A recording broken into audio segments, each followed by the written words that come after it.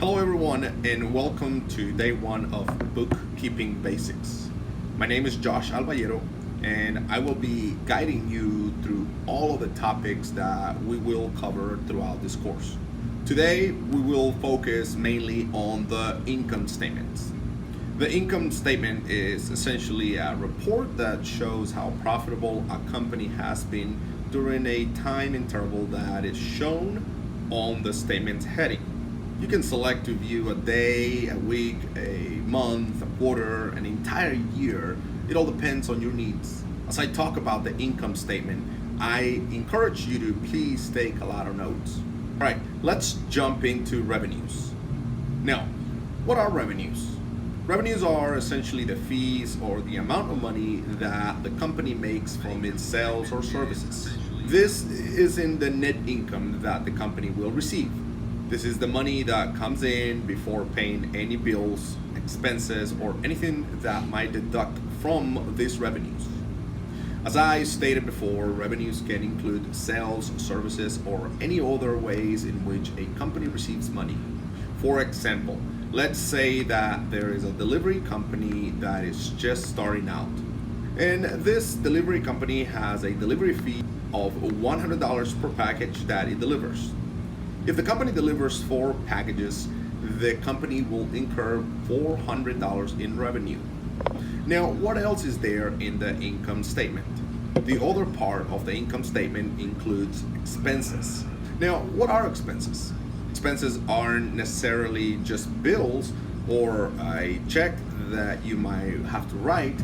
It also includes any interest you might accrue on a loan or a line of credit.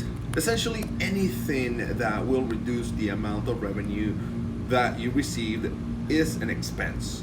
Let's say that our delivery company pays their workers $25 for each delivery.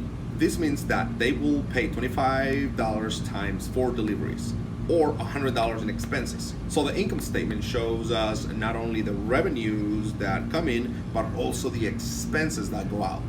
Once we have taken our revenue of $400 and subtract the $100 in expenses, we end up with a net revenue of $300. Once we look at the income statement, we will see that there is a line for either sales or services, the amount of revenue that comes in, and there will also be different lines for expenses. In this example, I only included one example for each. But once we look at the income statement in Ayugo books, we will see that there will be multiple lines of expenses. This is because every company has more than just one expense. There will be other expenses like utility expenses, payroll expenses, operational costs, supplies. Anything that the company needs to invest in or put money into will be an expense that ultimately reduces your revenue. Now, I would like you to go ahead and take note that there are 2 different ways of accounting, or 2 different methods. These 2 different methods are the accrual basis of accounting and the cash basis of accounting. Accrual basis means that you are recording the income as you record the sale. Let's say, for example, we created an invoice for $1,000 and we send it out to company B to pay for it. Usually when you send out an invoice, you will give the company anywhere from 30 to 60 and sometimes even 90 days to pay the invoice. This means that although you have created a sale for $1,000, you are not receiving $1,000 for another 30, 60, or even 90 days. Under the accrual basis of accounting, you will count the $1,000 sales during the month in which you made the sale. For example, if you make the sale in December, then you will record $1,000 worth of revenue in December. Now, the difference between that and the cash basis is that under cash basis, you don't record revenue until the company has actually received it. Let's take the same example of $1,000 invoice for company B, and let's say that you sent out that invoice. It's already been 30 days and you have already received a payment. The invoice was sent out in December, but the payment did not come in until January. This means that you will not record revenue of $1,000 for December. you'll record $1,000 worth of revenue for January, since the $1,000 payment was received in January. This means that under accrual basis, you immediately count your sale as soon as you make them, even if you haven't received the money, and even if you won't receive the money for a long time. Whereas under cash basis, you only report revenue that comes in once you receive the money. For a lot of small companies, the cash basis of accounting is a lot more beneficial in order to reduce their tax liability, because they'll only be counting the money that they've already received. And we all know that when a small company is starting out, there's not much cash flow, and you can't afford to pay a lot of income taxes on money that you haven't received.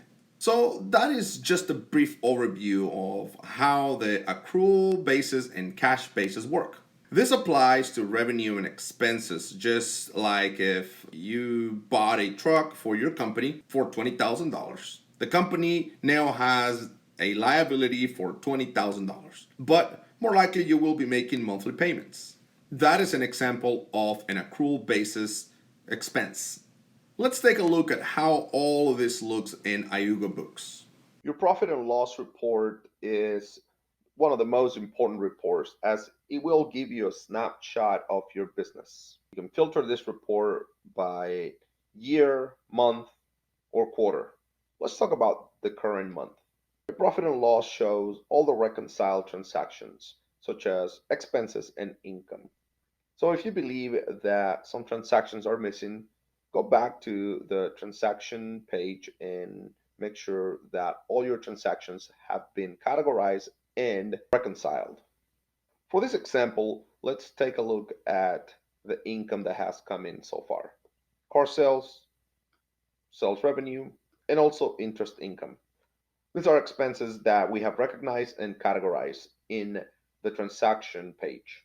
We also have some expenses, such as insurance and some meals. We have $1,220 in income, $166 in expenses, which gives us a net profit of $1,053.67. Again, remember to categorize and reconcile all your expenses so that you can have a clean, detailed, and accurate profit and loss report. When you're done, you can print or export your report.